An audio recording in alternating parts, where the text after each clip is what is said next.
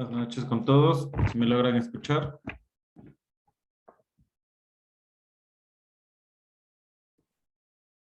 Buenas noches, por favor me confirman si me logran escuchar. Buenas noches, licenciado. Sí, sí se lo puede escuchar. Listo, vamos a comenzar con la clase del día de hoy. Ya hemos hablado todo lo que tiene que ver con las leyes, las normas, los procesos y todos los protocolos que se han creado para poder dar una integración al tipo de pacientitos con los que hemos estado hablando y hemos estado tratando, que son los pacientitos con capacidades especiales. Vamos a hablar de un tema de los cuidados de enfermería como tal, de ciertas enfermedades que hemos de ver en el día a día. Son una de las pocas de las que ustedes van a tratar en su vida profesional, pero vamos a ir analizando de uno en uno, ¿sí? Si nosotros hablamos de personas con capacidades especiales, siempre tenemos que tener en cuenta las deficiencias y las limitaciones, ¿no? Las limitaciones nos conllevan a muchas actividades específicas como tales de manera física para poder nosotros actuar ante las limitaciones que tenga el paciente como tal, que le haga falta movilidad, entre otro tipo de circunstancias, ¿no? Nosotros nos dirigimos a la parte de si un paciente está en silla de ruedas, pues como hemos hablado en las demás clases, nosotros sabíamos que para evitar lesiones por presión, que ustedes me mencionaron las escaras, que ahora la nueva normativa es lesión por presión, por endes razones. ¿Por qué? Porque se va presionando la piel de acuerdo al tiempo que conlleva el estar en una sola posición, ¿no? Si nosotros hablábamos de pacientes que están totalmente acostados, totalmente dependientes de terceros o segundas personas por su inmovilidad, ya sea una hemiplegia, una paraplegia, cuadriplegia, entre otro tipo de circunstancias, nuestro cuidado de enfermería van enfocado a la integridad principalmente de su salud y conlleva a ir direccionando según las necesidades. La falta de movilidad, que sabemos que va a conllevar a una tromboembolia, la falta de movilidad mismo, tenemos que evitar cualquier zona de presión como tal, una integridad de la turgencia de la piel, ya sea con movimientos, con lubricaciones, nuestros colchones antiescaras, nuestros cambios de posiciones, entre otro tipo de circunstancias, ¿sí?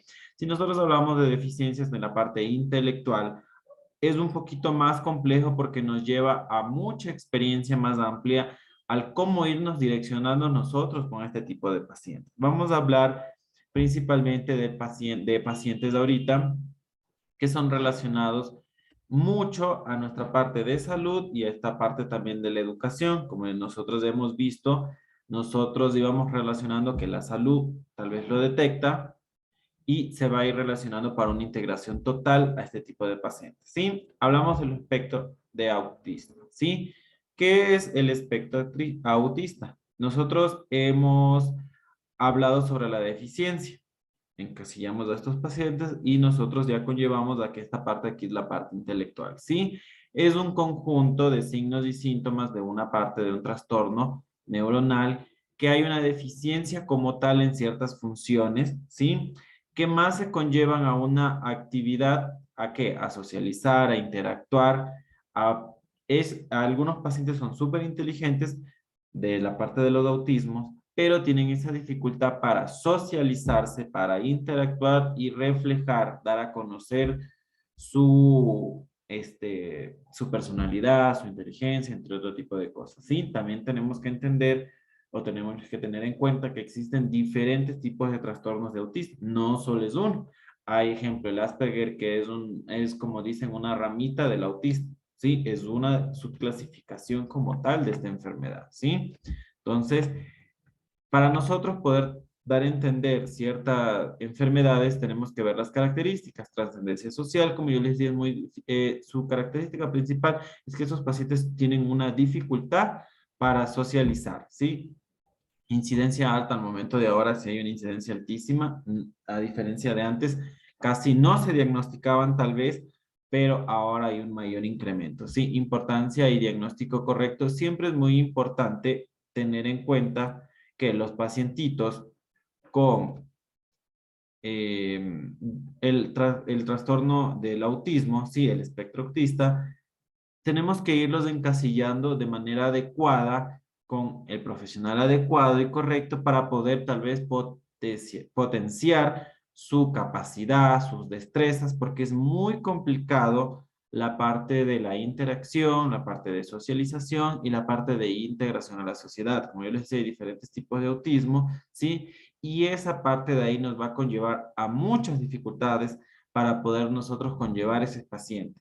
Para poder nosotros tratar a ellos, tenemos que incluso, muy aparte de haber estudiado tal vez la enfermería, es realizar cursos, leer, interactuar, tener experiencia, porque es un tipo de pacientes muy complejos para poder nosotros incluso atenderlos. En la parte de salud, no nos pueden decir me duele tal lado, no se comunican con uno, es muy complicado, es muy difícil, tenemos que empezar a llevar, a crear estrategias, a llevar normas, tal vez con metodología para niños, tal vez con metodología para pacientes con este tipo de trastornos, entre otro tipo de circunstancias que son específicas como tal, ¿sí? Entonces es muy importante el diagnóstico correcto, por ejemplo, los pacientes con síndrome de Asperger, ellos tienen, como les digo, es como una pequeña apéndice, es una pequeña ramificación del autismo, pero ellos sí pueden socializar. Lo que tienen de diferencia es que ellos no entienden, por ejemplo, el sarcasmo,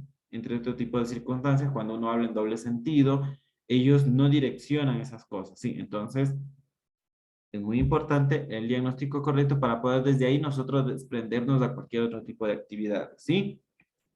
Mejoría en la intervención temprana. Mientras más pronto sea el diagnóstico, es muy eficiente. ¿Por qué? Porque eso nos conlleva a interactuar de manera rápida y, como les decía, su integración social. Si tal vez no se va a dar una integración social de manera inmediata, lo que nos va a ayudar a esto es a que empiecen con terapias de lenguaje, terapias de manualidades para mejorar sus destrezas, su motricidad, para su lenguaje tal vez no solo verbal, sino corporal, porque la mayoría de estos niños son muy retraídos, son cohibidos, son aislados, pero es por su manera de ser, su manera de interactuar con los demás es totalmente bloqueada, entonces esa parte de ahí nos lleva a que el niño tal vez o la niña se pueda interactuar, se pueda socializar con los demás y nosotros podemos incluso intervenir, ¿sí? Posibilidad de influir en el diagnóstico, en el pronóstico, perdón, eso es no solamente, como yo les digo siempre, nosotros no somos un ente de salud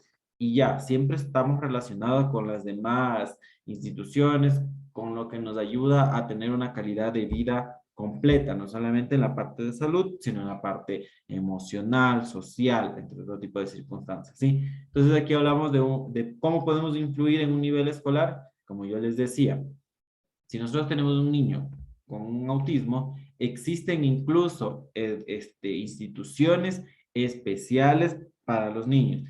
Si no lo tenemos en un instituto como tal especial, existen capacitaciones continuas a los docentes para poder ir direccionando, ¿sí? Existen auxiliares de apoyo, existen docentes de apoyo que han estudiado específicamente este tipo de educación para poderse ir direccionando a este tipo de pacientes, ¿sí? A nivel familiar, siempre recordémonos que cuando el paciente va, el paciente no es un ente solito, es un ente global. Entonces, si llega el paciente, les ponía un ejemplo en la parte de la dieta. Yo no puedo obligarle al paciente que está bien gordito a que coma sano y el resto de gente que no coma. Y él, ¿cómo se va a sentir si se va a sentir aislado? Pues en esta parte es igual, si viene el paciente y más aún porque por lo general siempre nosotros vamos a diagnosticar, vamos a intervenir de manera temprana con niños, pues el nivel familiar tiene que empezar a trabajar con estrategias, con procesos para que ese niñito, que si es una intervención temprana, un diagnóstico pronto,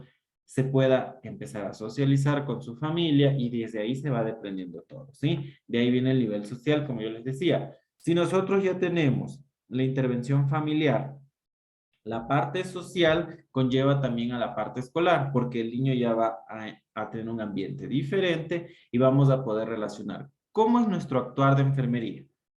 Es muy importante nosotros conocer el diagnóstico y saber que el niño, como yo les decía, no le va a decir me duele aquí, pero ahí viene nuestra parte de la inspección, valoración. Los niños son muy reprimidos en el sentido de que no quieren que le toquen, no quieren que le miren, no quieren ciertas circunstancias. Entonces, nuestro actuar de enfermería es buscar ciertas estrategias de convencimiento. Un ejemplo, llega el niño así y el niño solamente lo mira, no le direcciona palabras, no le dice nada, literal, solamente queda mirando hacia un lado. Entonces nosotros tenemos que buscar las estrategias tal vez con, digamos, un ejemplo.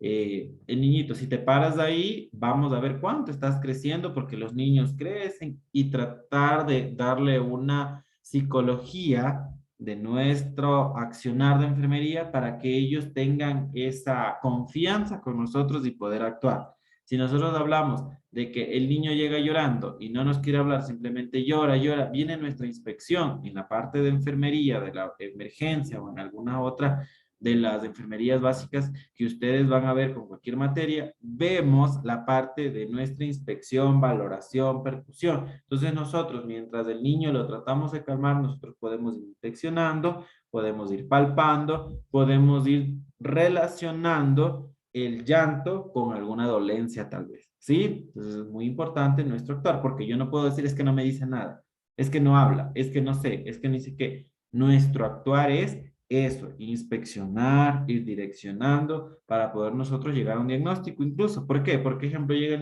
niño llorando. Como está llorando, yo no hago nada, porque literal no me quiere hablar, no me quiere decir nada, el niño tiene el autismo, yo ya sé que no me va a decir nada, no sé cómo trabajar con esos niños, yo tengo que buscar estrategias, ¿sí? Tenemos ahorita la maravilla del Internet, en el Internet hay todo para poder nosotros ir incluso con procesos, con pautas específicas para poder nosotros trabajar con ellos, ¿sí?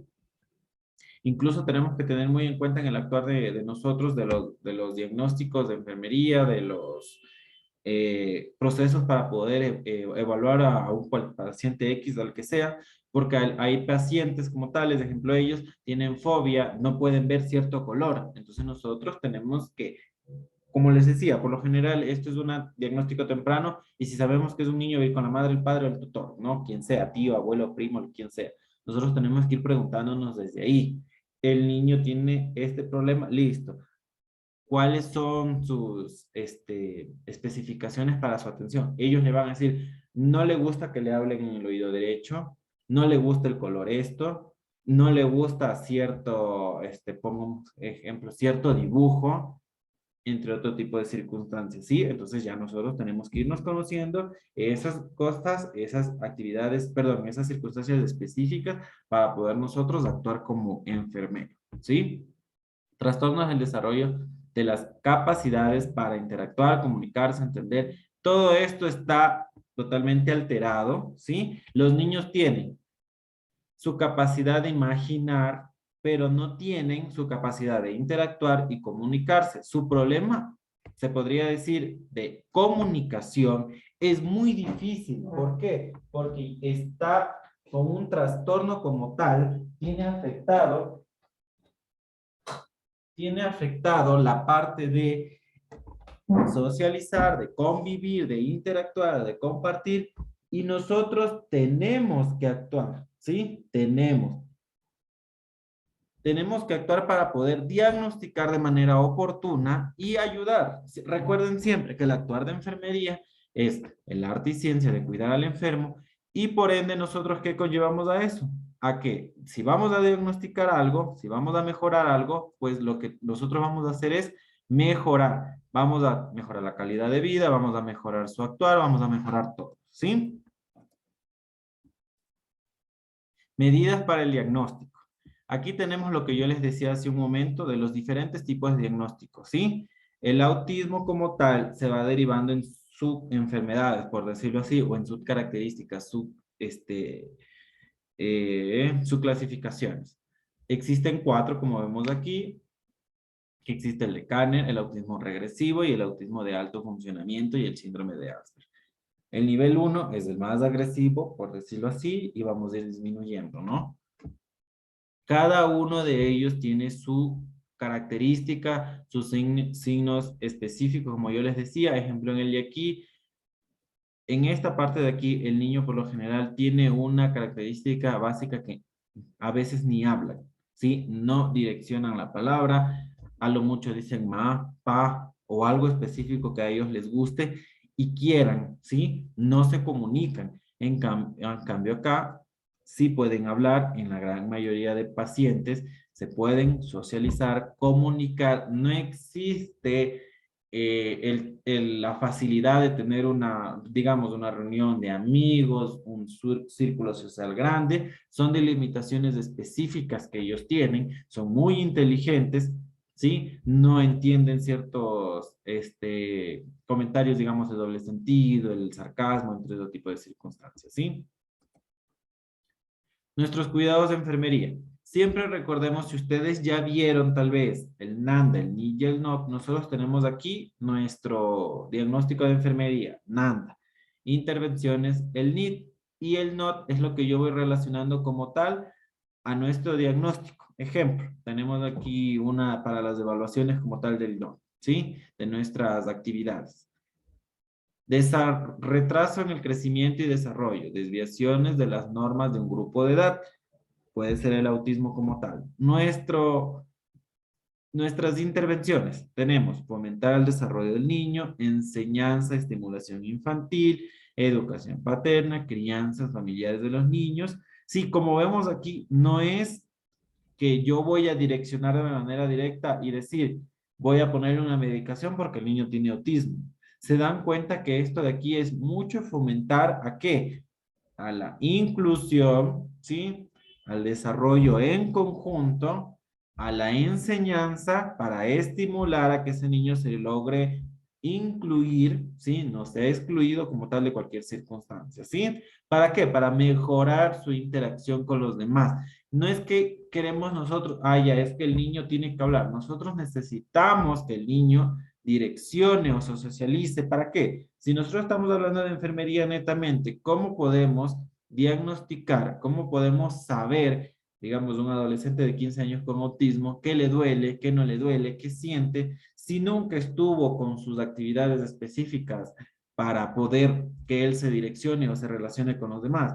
Entonces, es muy importante nosotros todo lo que vimos hace rato, un diagnóstico precoz, ¿sí? Una interacción precoz, o sea, de manera oportuna, lo más pronto que se pueda, para eso, para mejorar no solo su parte social, sino su parte de salud, ¿sí? Y aquí vemos todo, en dónde se puede relacionar, el desarrollo infantil 1, todo, nosotros estamos hablando de un desarrollo continuo. Mientras más pronto sea el diagnóstico, es mejor para nuestro accionar, ¿sí? Tenemos otro ejemplo aquí, deterioro de la comunicación verbal, disminución del retraso, carencia de capacidades para recibir, procesar, transmitir y usar sistema de símbolos. Nuestras interacciones, mejorar la comunicación, potenciación de disposición de aprendizaje, estimulación cognitiva, contacto, ¿sí? Es muy importante, esta parte del contacto no quiere decir que yo voy y lo topo, ¿no? Es muy importante, como yo les decía, porque hay personas, hay pacientes con este tipo de trastornos del autismo como tal, de su trastorno social,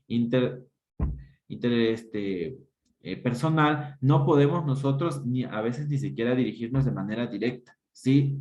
Eso les afecta, tenemos que antes de saber, recordémonos siempre, en la parte en alguna parte de enfermería tienen que ver la valoración de los pacientes. Si yo no me puedo ir direccionando de manera directa con el paciente por X motivo, pues me voy a relacionar con el familiar para que el familiar nos direccione de manera adecuada cómo podemos llegar a ese paciente. A veces ellos nos dicen, no, es que él solo se comunica con la mamá y ya viene la mamá. Tenemos que esperar hasta mientras nosotros podemos inspeccionar, valorar, tratar de llegar de manera como nos indica el familiar tal vez, pero hasta mientras tenemos que esperar a la mamá. ¿Para qué? Para que nos direccione y que el familiar directo del niño, que es la mamá, como yo en este ejemplo estamos hablando, nos diga, sí, es que él dice que le duele tal cosa. ¿Sí? Tenemos mucho tener en cuenta con esto del contacto. No podemos, es como cuando tenemos pacientes psiquiátricos. Hay pacientes psiquiátricos que no podemos ir de manera inadecuada y toparles la parte del hombro de atrás. Tienen accionares inadecuadas que nos pueden incluso hasta golpear, dependiendo de la sintomatología y la enfermedad que tengan, ¿no? Todos son diagnósticos relacionados al autismo, ¿no? Vienen sus accionares. Ejemplo aquí, disposición para mejorar un diagnóstico, disposición para mejorar el afrontamiento familiar, manejo efectivo del miembro de la familia. ¿Cuáles son nuestras intervenciones como enfermería? Enfermería, apoyo a la familia, asesoramiento, apoyo a los hermanos en el caso de tener, ¿no? ¿Cómo lo relacionamos? relación entre el cuidado familiar y el paciente, funcionamiento de la familia. Es muy importante siempre, como en todas circunstancias, en todo un ente. Un paciente no es un ente solito, es un ente global que va a conllevar, digamos, si sea un adulto, puede llevar a la pareja y a los hijos. Si es un adulto mayor, a los hijos, a los nietos, a la pareja. Si es un niño, a los padres, a los hermanos. Siempre veamos eso porque si el paciente tiene su sintomatología al momento, ya sea esta o cualquier circunstancia, es muy importante el apoyo en común, porque si no lo que va a hacer es afectar su parte emocional. ¿Por qué? Porque se va a sentir tal vez excluido, se va a sentir ofendido, se va a sentir una carga, entre otro tipo de circunstancias, ¿sí? Tenemos otro riesgo del deterioro de la vinculación entre padres, lactante y niño, alteración del proceso interactivo entre los padres, manejo ambiental, proceso de acercamiento a nuestras actividades, fomentar el acercamiento, potenciación de roles, clarificación, perdón, de valores, facilitar la autorresponsabilidad. Oligofrenia, ¿sí? Si nosotros hablamos de una discapacidad mental, ¿sí? Nosotros tenemos muy en cuenta esto. Oligo, acordémonos siempre, por eso les hablo en pausa. Oligo es algo poco, ¿sí? Algo bajo, ¿sí? Entonces tenemos aquí el por qué. Es una deficiencia que es bajo del desarrollo intelectual y alteraciones del sistema nervioso. Tenemos aquí grados del retraso mental de acuerdo a su coeficiente intelectual. Retraso mental leve. Existen test, ¿sí? Pues como cuestionarios como tales para ir valorando el nivel intelectual o el coeficiente intelectual de las personas. Cuando valoran con estos test, podemos nosotros evidenciar que tenemos una oligofrenia, ¿sí? Pero cuando no realizamos esto, nosotros lo único que empezamos a, como yo les decía en alguna parte de las clases, no podemos señalar y decir, ese paciente es retrasado, esa persona es de esto es lo otro. Cuando no tenemos el conocimiento y existe la ignorancia como tal del tema, existen este tipo de comentarios, pero como nosotros estamos estudiando y somos fomentadores a que no existan este tipo de circunstancias, este tipo de, de nombres, de pronombres inadecuados, nosotros ya sabemos que este paciente tiene alguna discapacidad mental, ¿sí? O una oligofrenia, como ustedes quieran verlo, ¿sí? Pero nosotros vamos a fomentar a que no existan este tipo de señalas, ¿sí? Entonces, para poder nosotros diagnosticar esto, existe estos test, como yo les decía, estos cuestionarios, para poder ir encasillando y dar un diagnóstico como tal. Recordemos que mientras exista más retraso mental, ¿qué pasa? Nuestro actuar de enfermería y la dependencia de ese paciente va a ser mucho mayor, porque como yo les ponía un ejemplo, tenemos un paciente con un síndrome de Down, que ya vamos a hablar más adelante, que él tiene una inteligencia moderada, solo se ha caracterizado de la parte física como tal, que son características específicas para un retraso por un síndrome de Down, pero su parte social, sus actividades, su fuerza es súper bien. Entonces nuestro actuar como tal no va a ser 100% dependiente, a diferencia de otro tipo de síndromes de Down mismo, que la dependencia total de otra persona existe. Ese paciente no puede caminar solo, necesita el apoyo de otro, por más terapias, por más atención médica, por más atención de la parte de escolar, no funciona. Entonces, recordemos que mientras más el retraso mental sea, mayor dependencia del paciente de segundos y terceros, y nuestro actuar de enfermería va a ser mayor. ¿Por qué? Porque si llega un paciente mental, perdón, un paciente con un retraso mental profundo, con un coeficiente intelectual menos de 20, por lo general este tipo de pacientes no hablan, pasan babeando, tienen una cialorrea enorme, y si tenemos un paciente semiacostado, existe el riesgo de broncoaspiración. Nuestro actuar va a ser mayor ahí, ¿sí? Y mayor cuidado. Tenemos, como yo les decía, en la parte de nuestra evaluación, nuestro actuar al momento de que llega un paciente, existe anamnesis, examen físico, examen neurológico, pruebas de laboratorio, examen psiquiátrico. Es muy importante que cualquier tipo de trastorno, alteración déficit intelectual, todo lo que tenga que ver con el cerebro y sus partes motrices u otras cosas que tengan que ver con el cerebrito, no solo le vea un médico general, ¿sí? Siempre, como yo les decía, nosotros nos vamos relacionando, ¿no? El médico va a decir, ah, si tiene esto, el niño no se va a mejorar, man, llévelo a terapia. Tiene que ver el especialista como tal. Existen pediatras psiquiátricos, ¿sí? Existen médicos fisiatras, existe el fisiatra, existe la licenciada de terapia del lenguaje, existe la licenciada de motricidad, entre otro tipo de circunstancias. Ahora existen especialistas para cada uno. Entonces tenemos que irnos direccionando. Sí, si vamos a hablar para el diagnóstico, historia clínica, anamnesis individual, que es anamnesis, un interrogatorio como tal. No le puedo preguntar al paciente en muchas circunstancias, pero si hago el test, pero con su familiar, su padre, su madre, su hermano, cualquier tipo de familiar directo tutor, él nos va a ir direccionando desde cuándo se dieron cuenta, qué le pasó, nació así, tiene hermanos así. ¿Por qué? Les pongo un ejemplo. Si una madre ha tenido un niño con alguna parálisis cerebral infantil, con algún síndrome de Down, existe un porcentaje de que otro niño también lo tenga, otro hijo como tal, sí. No es que si yo tengo uno, los otros me van a salir de la misma circunstancia, las mismas características. No, existe un riesgo como tal de que pueda volver a suceder eso, ¿sí? Entonces, ¿para qué existe esta historia clínica? Para poder ir relacionando a que tal vez el, el abuelo tuvo hermanos con algún síndrome de Down, ¿sí? Un ejemplo, tuvo tíos con parálisis cerebral infantil, entonces existe ese gen, ¿sí? De herencia, ¿sí?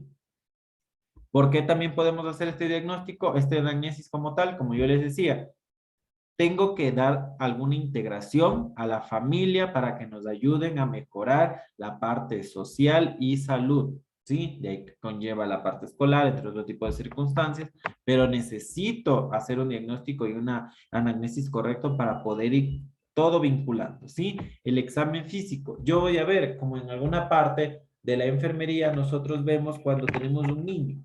Una de las medidas antropométricas muy específicas en un niño es el perímetro cefálico. Si yo ya veo que un niño a los X meses debe de tener X perímetro cefálico, un ejemplo, tiene 2 meses y tiene 36 de perímetro cefálico, yo ya sé que ese niño no se está desarrollando de manera adecuada porque está con una microcefalia. Él ya debería tener por lo menos unos 44, entre otros. Es un ejemplo como tal, ¿no? Entonces yo ya sé que ese niño va a tener algún problema tal vez de manera central en la parte cerebral. Entonces yo ya voy a ir direccionando de manera específica una tomografía o un examen. Yo ya como médico general lo direcciono al pediatra, el pediatra lo va a derivar a un neurólogo, a un neurocirujano, pediátrico como tal, ¿no? Entonces todo se va a ir relacionando de acuerdo a lo que yo voy encontrando, ¿sí? Examen neurológico, como yo les decía, existen los test como tal. En un bebé menor de 5 años es más complicado, pero existen especificaciones para poder realizar el test y realizar estas preguntas.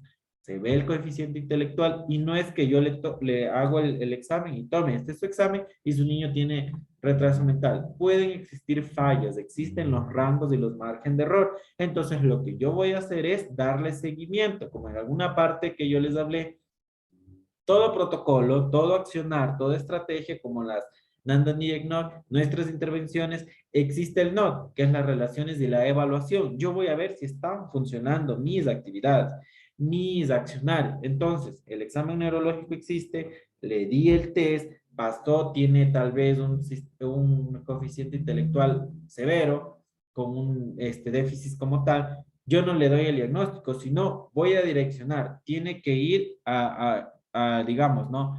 Al neurólogo pediátrico, ¿sí? Y a la siguiente consulta tal cual vamos a volverle a realizar el test neurológico. Al momento que llega al neurólogo pediátrico, él le va a realizar, ¿sí? ¿Por qué? Porque tiene que existir la evaluación, la revaloración, ¿sí? Las pruebas de laboratorio, se hacen todos los tipos de exámenes de sangre, se hace las enzimas. Recordemos que hay muchas enfermedades en la parte de bioquímica que nosotros relacionábamos a que si nos hace falta una enzima, nos hace sobra una enzima, existe la parte del daño neuronal como tal, ¿sí? Vienen los complementarios. Si sabemos que es una parte específica central del cerebrito, pues son tomografías de control, resonancias magnéticas, electroencefalogramas, entre otro tipo de cosas, ¿sí? Y el examen psiquiátrico, como les decía, dependiendo la afección que tenga. ¿Por qué? La mayoría de veces piensa que estás viendo al psiquiatra porque estás loco. No, existen tipos, ejemplos, las psicológicas nos derivan porque tenemos ansiedad o depresión. No quiere decir que estemos locos que vayamos a un psiquiatra, ¿sí? Él es el especialista para ver ese tipo de circunstancias, pues nos vamos a direccionar para allá para tratarnos de manera adecuada y poder nosotros seguir en el camino correcto para mejorar y haya la integración social como tal, ¿sí? Tratamiento. Todo se va a ir derivando. Siempre recuerden que todo se va a ir derivando según lo que encontremos, ¿sí? Podemos dar un tratamiento farmacológico como tal según la enfermedad presente al momento, ¿no? Ya sea para calmar, digamos, su hiperactividad, para mejorar su parte neuronal, que esté más despierto, un ejemplo, que no haya, hay pacientes que son, tienen déficit de atención, vamos a mejorar con la Ritalina, entre otro tipo de cosas, ¿no? Pero existe también la psicofarmacología, que es terapia psicológica, ¿sí? Que aquí conlleva, ¿sí? Son conductuales, individuales, grupales, a veces son terapias entre familias, luego va a conllevar a asociar a alguien más, y entre otro tipo de cosas. Son terapias específicas. Nosotros no podemos decir, ay, es que tú eres reprimido, anda, y el niño no tiene ese inicio para poder ir a una integración social. Nosotros tenemos que saber el por qué. Acuérdense que hay personas en realidad que tienen un trastorno social, que no les gusta socializar, se sienten mal, prefieren sentirse, estar solo para sentirse bien. Tenemos que irnos direccionando porque tal vez tenga un estrés postraumático, que es una parte que tiene que ver un psiquiatra. ¿Por qué? Existen, ejemplo, el bullying, existe el maltrato, existe puede existir un trauma como tal de violencia sexual, no necesariamente una violación, sino, digamos, cuando ustedes pasan por la calle, si es mujercita y existe hombre que les acosa, le echan comentarios inadecuados, comienzan a decir cosas que no. Ese es un acoso sexual como tal, o un trastorno, o una agresión sexual. No necesariamente llegar al acto sexual como violación como tal, ¿sí? Todo este tipo de circunstancias pueden conllevar a qué? A que el paciente sea reprimido de manera social. Entonces, antes de nosotros, tal vez si tenemos un adolescente que tuvo una mala experiencia, ya sea con el amigo, la amiga, la prima, quien sea, no quiere socializar, no es de direccionar de manera adecuada, socializa y punto llega. Tenemos que llegar a la parte, como yo les decía, enfermería es una parte muy buena, muy noble, porque es una carrera muy noble que nos llega a tener a qué? A una confianza como tal a veces con los pacientes. Entonces tenemos que irnos direccionando para qué, para que ese paciente sea diagnosticado, sea tratado y se dé una terapia adecuada según lo que tenga, ¿sí? A veces ellos prefieren, digamos, no socializar, pero hacer deportes, ¿sí? Es una manera de incentivar a la socialización, a la integración como tal social, ¿sí? Tenemos formación técnica, pedagogía terapéutica, programas educativos de familia y sociedad. Siempre recuerden que el paciente es un ente global, no es solito, ¿sí? Siempre es las personas que los rodean. Si él vive solo, pues las personas con las que trabaja. Si él trabaja de manera en casa, pues con las personas con las que se conecta, entre otro tipo de circunstancias. Siempre recuerden eso, ¿sí? Organización de servicios especializados del abordaje terapéutico multidimensional. ¿Por qué? ¿Qué quiere decir esto? Porque nosotros no podemos decir, ah, ya, es que el paciente solo necesita un psiquiatra. El psiquiatra no lo es todo, ¿sí? Necesita terapia grupal, terapia física, terapia social, entre otro tipo de circunstancias. Necesita educación como tal específicas, ¿sí? Porque no es lo mismo un paciente dentro de su coeficiente intelectual normal a un paciente con un trastorno de atención, un ejemplo. Existen educación especificada, especial para ese tipo de pacientitos, ¿sí? Tenemos la prevención. Como yo les hablaba, si nosotros sabemos que los controles postnatales, prenatales, pediátricos son tan importantes, nosotros al momento de una atención a un niño, un ejemplo, lo que yo les decía del perímetro cefálico, es muy importante el control como tal. ¿Por qué? Porque yo no puedo de la pura, es que el niño se está moviendo, le pongo cualquier número. Yo puedo dar un valor inadecuado y no ser tratado ese niño de manera adecuada y de manera pronta para poder tal vez mejorar. A veces existe la osificación pronta de una fontanela, que es la de aquí que nosotros sabemos decirle la mollerita.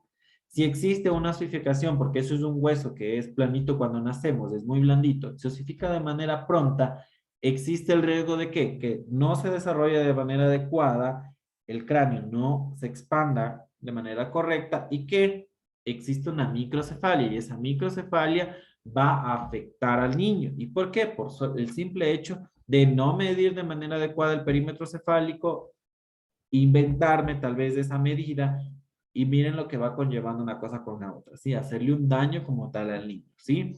Siempre es muy importante los controles.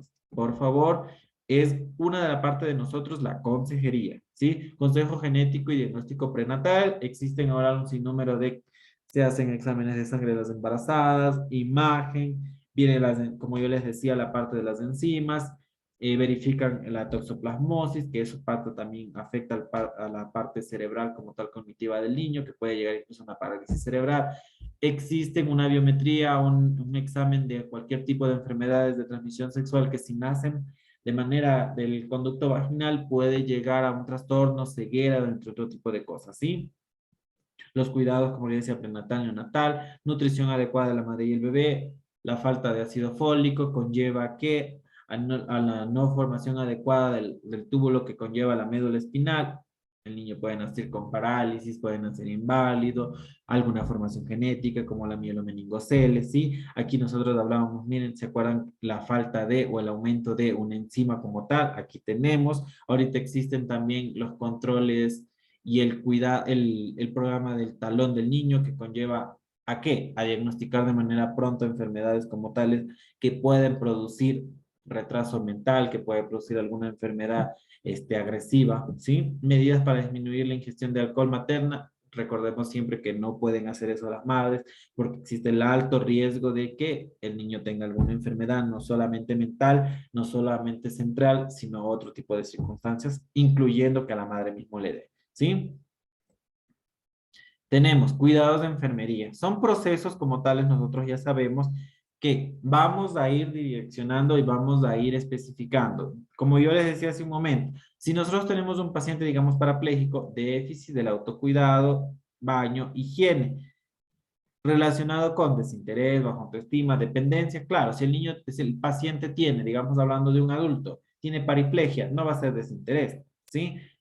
Va a ser dependencia como tal. ¿Por qué? Porque él depende de uno.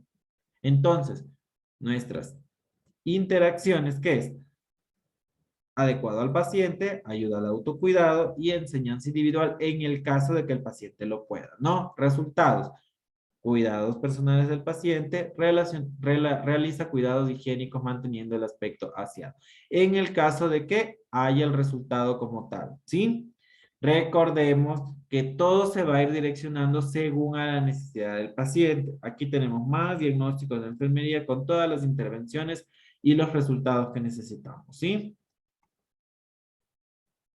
Y eso está en la plataforma para que ustedes lean. La parálisis cerebral.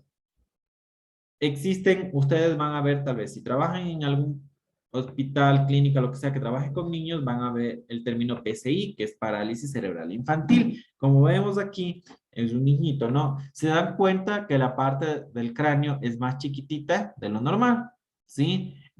Existen niños con microcefalia, acuérdense que es pequeño, cefálica es lo que tiene que ver con la masa encefálica, es pequeño.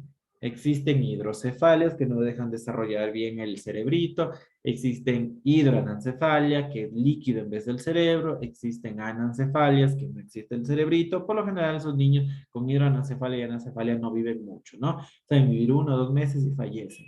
Pero microcefalia sí, porque tienen el cerebro, tienen sus funciones como tales, lo que no tiene es su capacidad intelectual. ¿Sí? Tenemos una parálisis como tal. Está definida como un grupo de desórdenes característicos por dañar el movimiento y la postura, producto del deterioro del sistema nervioso central. antes de que el desarrollo haya tenido oportunidad de madurar. Esta situación puede producirse antes, durante o muy poco tiempo después del nacimiento. El área inicialmente afectada es el área motora del cerebro, ¿sí? Si nosotros ya sabemos, hemos hablado de que nuestro accionar de enfermería son ciertas medidas antropométricas, signos vitales, controles, entre otro tipo de cosas.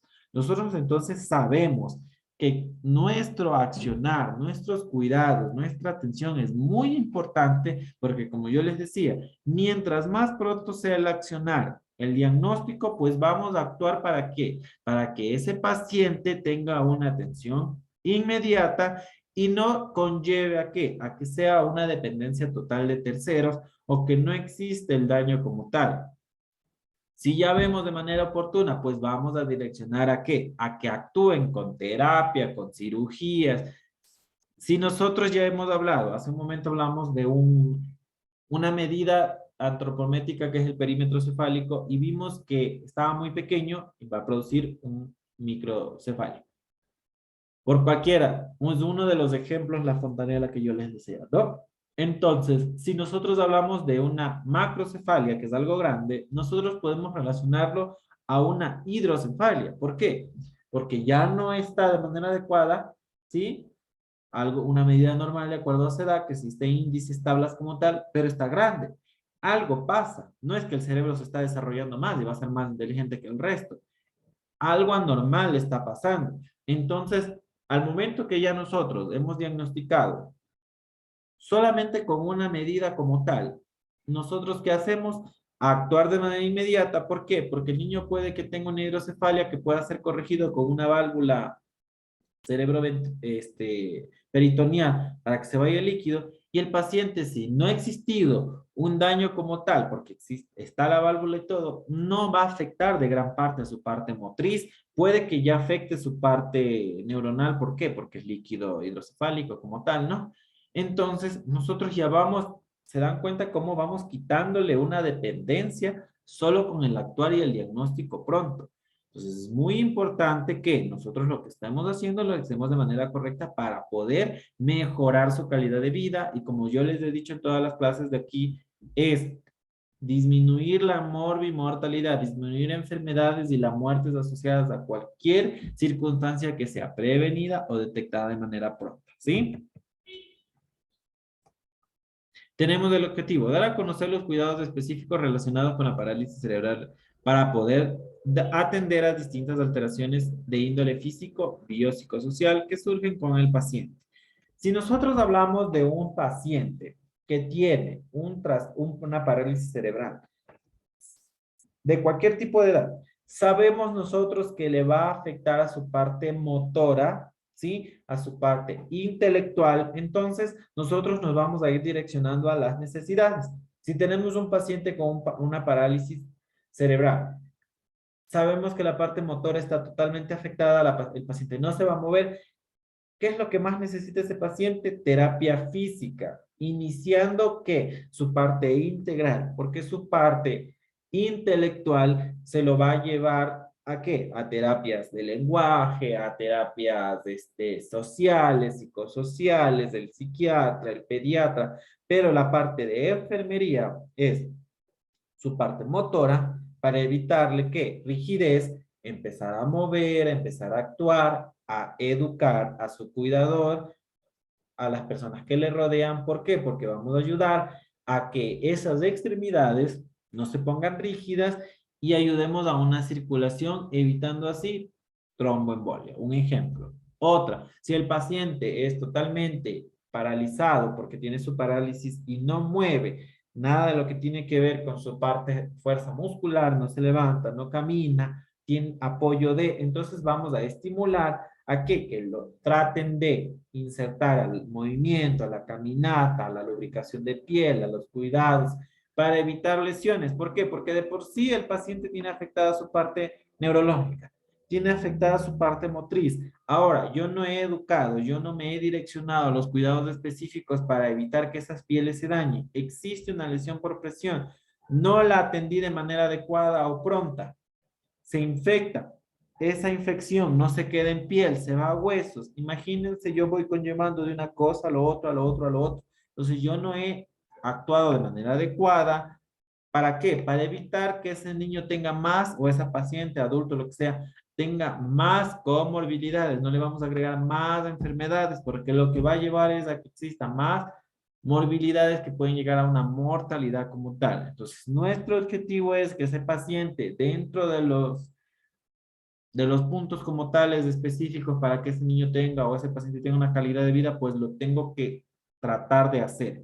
¿Para qué? Para que no disminuya su calidad de vida, más bien aumente y exista la posibilidad de una integración social pronta, ¿sí? Porque no quiere decir, porque tiene parálisis cerebral, ah, ya yo no lo llevo a ningún lado, lo dejo en la casa. Ellos tienen su derecho de socializar, de interactuar, como vimos en otras clases, existen, se me fue el nombre, perdón, existen deportes, existen estrategias educativas, existen salud, procesos, existen atenciones especiales, ellos tienen derecho a todo y lo que queremos hacer es que ellos se reintegren, ¿sí? Y lo mejor de todo es que dentro de los parámetros, excluyendo su origen, su enfermedad, su trastorno de base social, de base, perdón, de salud, que es su parálisis cerebral, el resto se pueda conllevar y siga con un estado de salud normal o dentro de, ¿sí? Para no agregarle algo más, ¿sí? Muy importante aún que cumpla todos sus controles y sus actividades específicas direccionadas según el médico que le haya mandado, sus terapias lúdicas, motrices, entre otro tipo de cosas, ¿sí? Los trastornos asociados a la parálisis cerebral son algunos, ¿no? Como yo les dije, todo va a depender de dónde está afectado y qué exactamente, qué tipo de parálisis sea. ¿Por qué? Porque un ejemplo, puede existir un accidente como tal. Ese accidente topó la médula, topó ciertas y le dio una parálisis cerebral. No nació con una parálisis cerebral, pero fue un trastorno como tal por accidente, por enfermedades, lo que sea, ¿sí? Entonces, pueden existir adultos que han llevado su vida normal, ¿sí? Y en algún momento llegó a alguna enfermedad, algún trastorno, alguna caída, algún trauma que lo puede llevar a una parálisis cerebral, ¿no? Trastornos visuales del 50 al 90%, estrabismo, nixtasmo es cuando el ojo se les mueve así, ¿no? Ambliopía, cuando ven doble, ¿sí? Síndrome convulsivo, muy importante, cuando tenemos pacientes con epilepsias como tales, que ya son pacientes con convulsiones continuas, ya son diagnosticados como tal, muy en cuenta su medicación fija, que no les falte el medicamento, porque recordemos que en cada convulsión mueren millones de neuronas. Entonces, si ya está afectada su parte neuronal, no voy yo a que conlleve a más daño, entonces, muy efectivo. Existen medicamentos específicos que incluso hay pacientitos de ejemplo que no pueden tragar y yo no puedo triturar un ejemplo el ácido valproico porque viene con recubierta entérica. Al momento que yo la destruyo, la rompo, estoy quitándole cierta efectividad al medicamento. Entonces lo que yo tengo que hacer, como yo ya voy a estudiar farmacología en alguno de sus unidades, de sus clases, ¿qué yo voy a hacer? Conllevar a que el médico le cambie de presentación de medicamento. ¿Para qué? Para que no exista esa disminución en la efectividad del medicamento. ¿Por qué? Porque si no, imagínense, de por sí el niño es muy difícil que tome el medicamento. Hacemos maniobras increíbles para que tome el paciente el medicamento, lo que sea. Yo vengo y le estoy dando el ácido valproico. El ácido valproico tiene esa recubierta entérica. Yo la trituro, le quito cierta efectividad. Entonces el niño, el paciente, adulto, niño, lo que sea, corre el riesgo de qué? De que llegue a tener una convulsión ya que no está teniendo una efectividad correcta, porque todo se da de acuerdo a qué? Al peso, la talla, la sintomatología, entre otro tipo de cosas. Entonces a veces llega a un tope donde ya no le podemos dar más y claro, es porque no le estamos dando el medicamento de manera adecuada, ¿sí? Trastornos auditivos del lenguaje, 50% la hipoacusia. La hipoacusia es la que escuchan muy poquito, ¿no? Puede ser bilateral o unilateral. Disartria es el hablar. Hay pacientes que en realidad tienen una dificultad para hablar, no pueden articular palabras, incluso hay pacientes que no hablan, ¿no?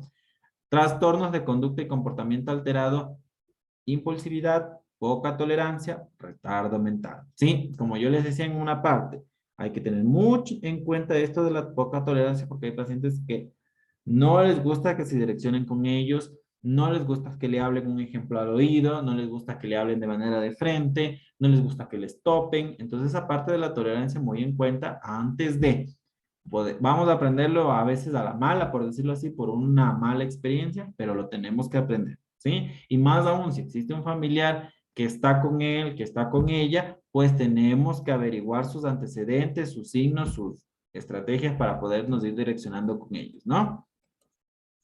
Diagnósticos de enfermero, alto riesgo de trauma. Si tenemos un paciente con parálisis cerebral, nosotros por lo general esos tipos de pacientes no los dejamos solos. No dejamos que el paciente pase, digamos, postrado en una cama, ¿sí? Porque lo que puede suceder, ¿qué es? Que el niño tenga algún trauma. Peor a un adulto decirle, sabes que te quedas en la silla de ruedas sentado. Si ya nosotros sabemos que hay parte emocional afectada, el paciente hasta que no me dé signos y síntomas de que está bien dentro de parámetros sociales, mentales, existe el riesgo de daño intento autolítico. Entonces, nosotros tenemos que tener en mente que esos pacientes existen alto riesgo de traumas, alto riesgo de daño. Más aún porque la mayoría de este tipo de pacientes con parálisis cerebral son totalmente dependientes. Nuestros cuidados de enfermería van a ir direccionados, siempre recuerdan a la sintomatología como tal que tengan, ¿no? Porque puede que tenga parálisis cerebral, pero no haya afectado su parte motora, pero sí su parte para comunicarse, para comer, para mover ciertas cosas, pero sí tiene fuerza muscular para caminar todavía, para hacer ciertas actividades, entonces nos vamos a ir direccionando con eso. Dificultad para la deglución. Es muy importante porque aquí nosotros tenemos en cuenta que si le dice el familiar, es que él traga muy poquito, hay que darle muy molido, hay que darle con mucha paciencia. Usted no le va a dar, pues entonces, arroz con carne o con papa y pollo. Lo que existe es el riesgo de ¿qué? De una broncoaspiración, una asfixia que puede conllevar a otro tipo de cosas, ¿sí? Déficit del autocuidado. Ya nosotros sabemos que este tipo de pacientes necesitan de segundos o terceros. El baño, el aseo personal, no es solo hacerle. Si el paciente lo puede hacer, pues la educación, si el familiar está ahí, pues nosotros les vamos a enseñar, ¿sí? Déficit del movimiento, lo que yo les he venido diciendo, si está en silla de ruedas, si está con hemiplegia, parapléjica, pues si existen la falta de, pues yo voy a educar para que no existan lesiones por presión y si está bajo mi cuidado porque está hospitalizado, pues voy a accionar cambio de posición cada 2, máximo 3 horas, lubricación de piel cada 2, cada 4 horas, estimular a los movimientos, ¿sí? ¿Para qué? Para disminuir el riesgo de tromboembolia, ¿sí? Déficit de procesos del pensamiento. Si tiene afectado la parte cerebral, por lo general su parte de déficit intelectual va a también estar afectada, ¿sí? Disturbios de la imagen corporal está muy asociado a la parte de la autoestima, a la parte de la percepción de esa persona, ¿sí? Inefectivas relaciones con otros.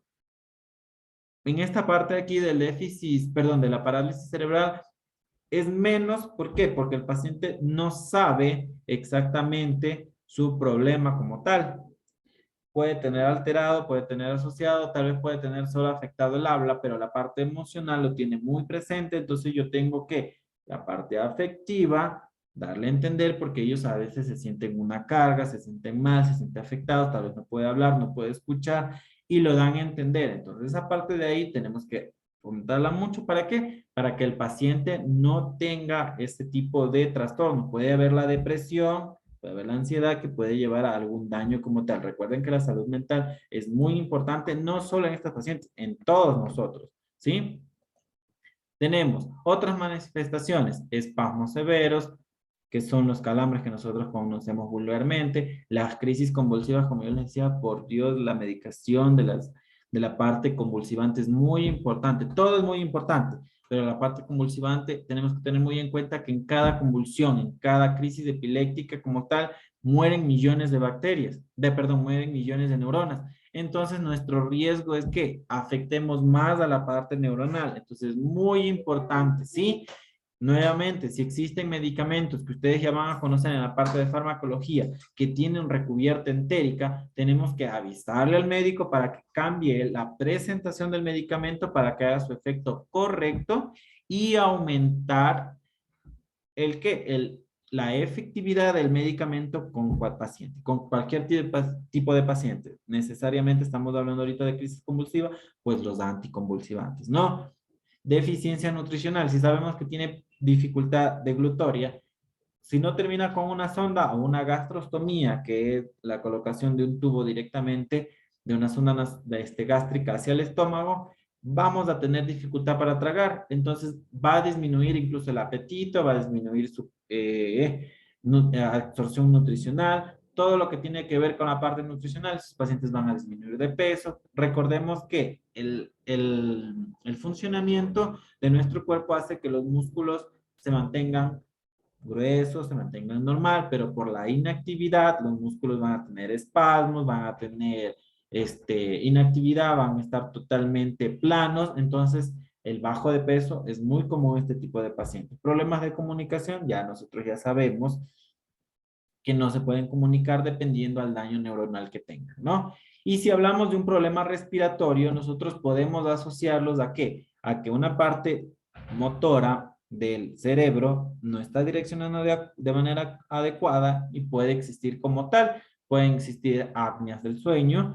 ¿Qué son apneas del sueño? Cuando no respiran. Apneas es falta, que no existe.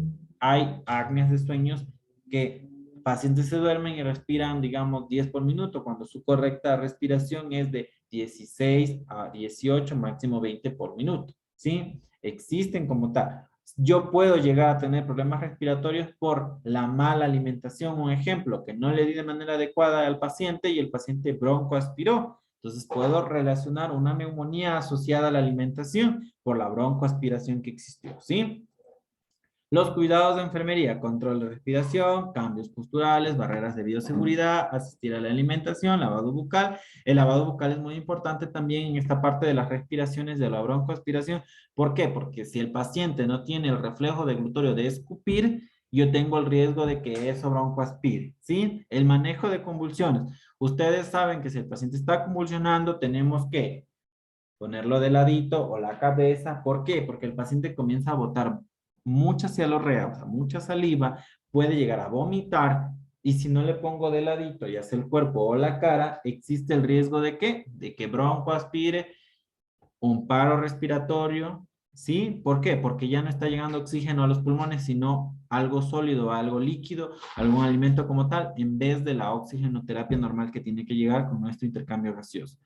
Colocar algo sólido, ¿para qué? Para como existe esas contracturas como tal, los movimientos tónico-clónicos, puedes cerrar la boca y dañar la lengua en cualquier movimiento. Hay pacientes que se cortan la lengua como tal por la fuerza que ejercen, ¿sí? Entonces yo coloco algo sólido con mucho cuidado sin que me muerda a mí porque puede existir el riesgo de que a ustedes les muerdan. Coloco algo sólido, ¿para qué? Para que se mantenga esos dientes sin cerrar y no haya el autodaño como tal, ¿sí? Vigilar signos de estreñimiento. Si nosotros estamos hablando de una parálisis cerebral, sabemos que está inactivado muchas partes, no solo centrales, sino periféricas. Entonces puede existir el riesgo de que no esté activado ciertos nervios, cierta circulación, para que aumente el peritaltismo, que es el movimiento de los intestinos, y puede llegar a tener un hilio paralítico, que es parte del intestino detenido, como su nombre lo dice, paralítico, y no va a producir la evacuación correcta de las heces. ¿Cómo nosotros vigilamos los signos de estreñimiento? Distensión abdominal, el abdomen está distendido, ¿sí? Yo por lo general, si tengo un paciente hospitalizado, ¿qué voy a hacer? El control de ingresos y egresos. Entonces yo ya veo que mi paciente llegó hoy, 3 de la tarde, bueno, ya no he hecho deposición, tal vez haga más tarde. No hace mañana, bueno. El tercer día, no, pues ya me estoy preocupando, no he hecho deposición ya casi 72 horas. Llega la noche, sigue sin hacer deposición. Ya vamos al cuarto día de hospitalización, pero todavía no cumple 4 días hablando de horas, netamente. ¿Qué tengo que hacer? Actuar. Doctor, el paciente no está haciendo deposición, está con el abdomen levemente distendido, sí está comiendo, debería evacuar. Comenzamos con nuestro actuar. Podemos darle medicamento, podemos estimular, primero vamos a valorar al paciente, a ver qué está sucediendo, ¿sí? Porque también recuerden que existe la falta de, puede que algún auxiliar, algún enfermero, algún pasante, lo que sea, sí estuvo evidenciando que hizo la deposición, pero no hubo el registro como tal. Entonces yo empiezo a indagar y a vigilar en realidad, porque el paciente a veces no está sus movimientos intestinales, les escuchamos, les auscultamos, los ruidos hidroaéreos están normales, pero no ha hecho deposición. Entonces, puede que tenga el paciente, le pregunto a los compañeros, le pregunto al familiar y me dice, no, sí hizo antes de ayer, un ejemplo. El pasante, el auxiliar, la enfermera, quien sea, no le registró. Entonces, es muy importante vigilar, constatar, ¿para qué? Para que no exista esto. Recuerdan que no es solamente no hacer deposición y ya, existen la reabsorción de todas estas toxinas. Se supone que eso es algo que tenemos que votar y si no se vota, se va a reabsorber todas esas toxinas y se puede producir un fecaloma, que el fecaloma es un tumor de heces, un tumor de caca como tal. Y el tumor como tal, ¿qué tienen que hacer? Pues incluso llega a cirugías, ¿sí? Si no es de manera inadecuada, tienen que abrir el intestino para sacarlo, la acumulación como tal de ese, ¿no? Nuestras intervenciones ya sabemos, interactuar con el paciente, miembros de la familia, fomentar a que hagan todas las actividades que estén incluidas hacia la enfermedad o hacia la sintomatología que tenga al momento, ¿no? Sí, es muy importante eso. Por favor, hay que siempre relacionar no solo al paciente, sino a la familia. Recomendar todos nuestros cuidados y el cuidado hacia el paciente para que no existan más enfermedades como tal. El medicamento, por favor, es muy importante el control de la medicación, como les hablaba hace un momento de las anticonvulsivantes, porque hay familiares, claro, ellos les han dicho dele, y si no tritúlere, y compró tal vez el otro medicamento que tiene recubierta entérica y no le dijeron en la farmacia, no le especificaron, ella le sigue dando, viene el paciente con convulsiones, viene el paciente con esto, yo tengo que indagar. En una parte de los 10 correctos del medicamento existe esto de la educación y de la reconciliación de medicamentos para nosotros averiguar qué pasa, qué está tomando, qué no está tomando y cómo está tomando, ¿no? ¿Sí?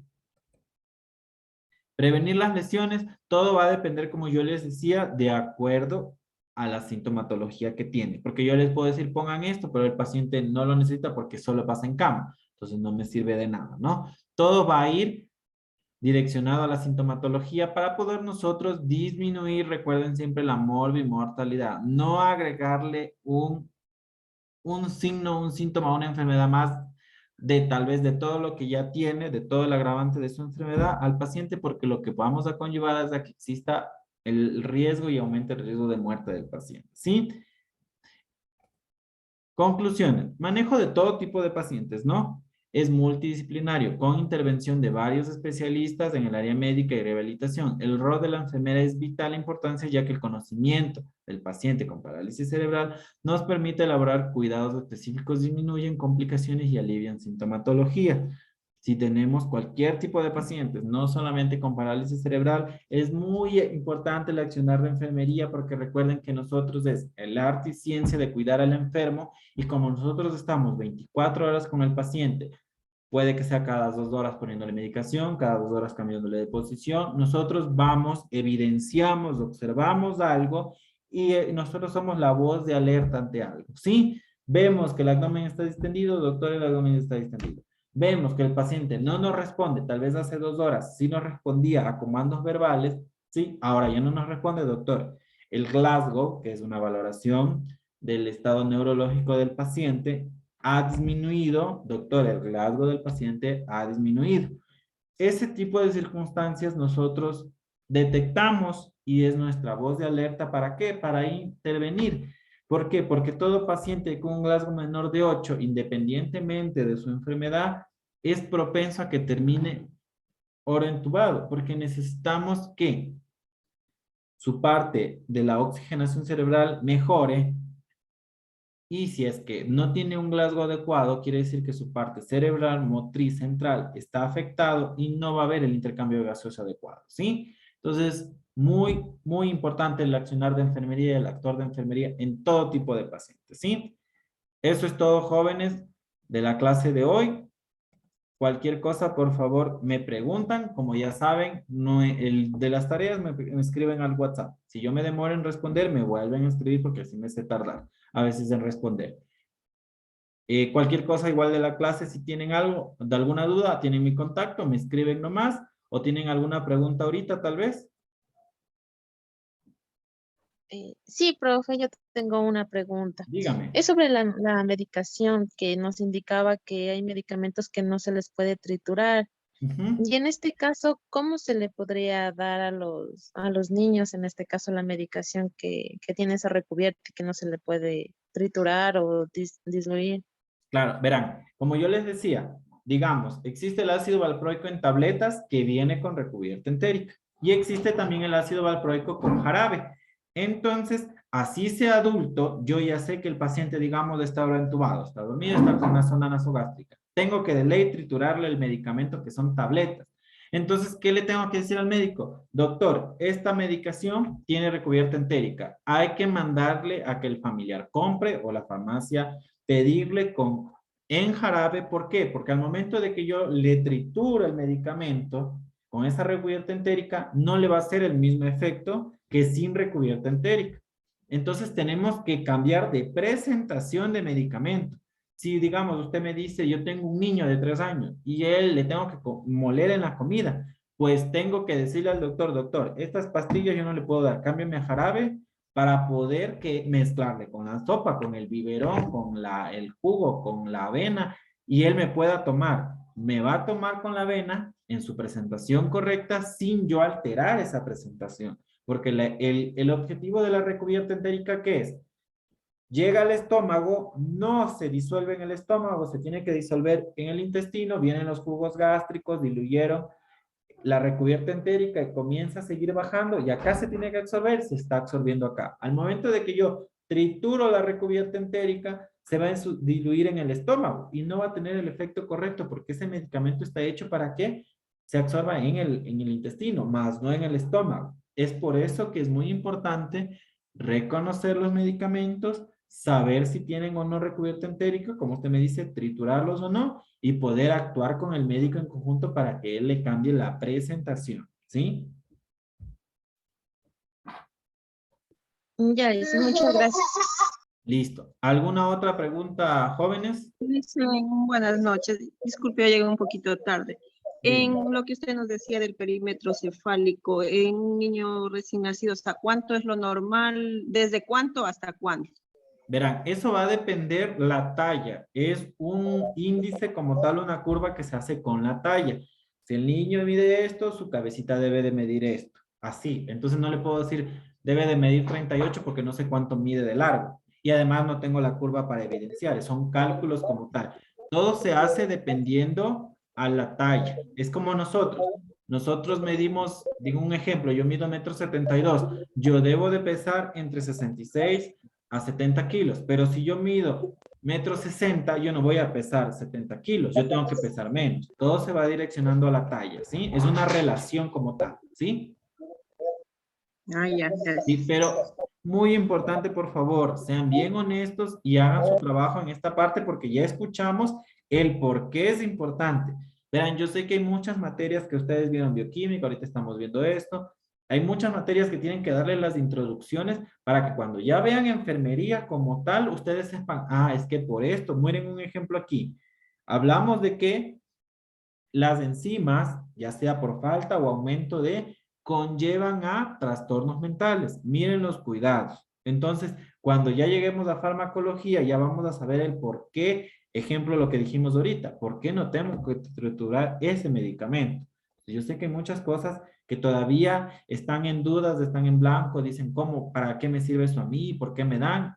Todo está relacionado. Y es muy importante que presten atención para que ustedes en su actuar profesional sepan el por qué lo están haciendo, ¿sí?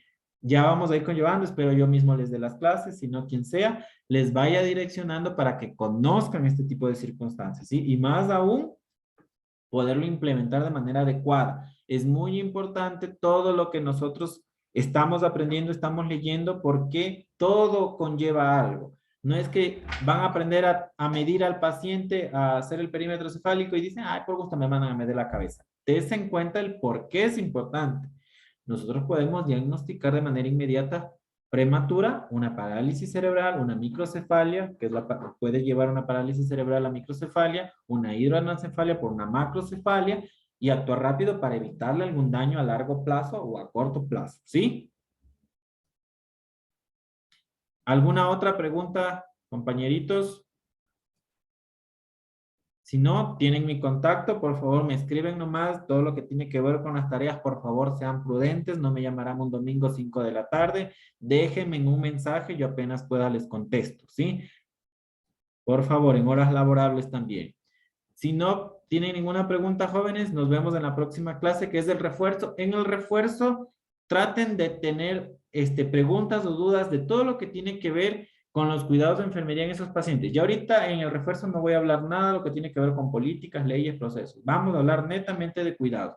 Voy a traer con diapositivas pacientes con paraplegia, hemiplegia, todo lo que tiene que ver con pacientes con necesidades especiales y nosotros cómo vamos a actuar con ese tipo de pacientes, ¿sí? Así que si tienen alguna duda, me preguntan nomás de lo que tengan que ver con estos pacientes, ¿sí? Si no, eso es todo, jóvenes. Una buena noche y nos vemos en la próxima clase, ¿sí?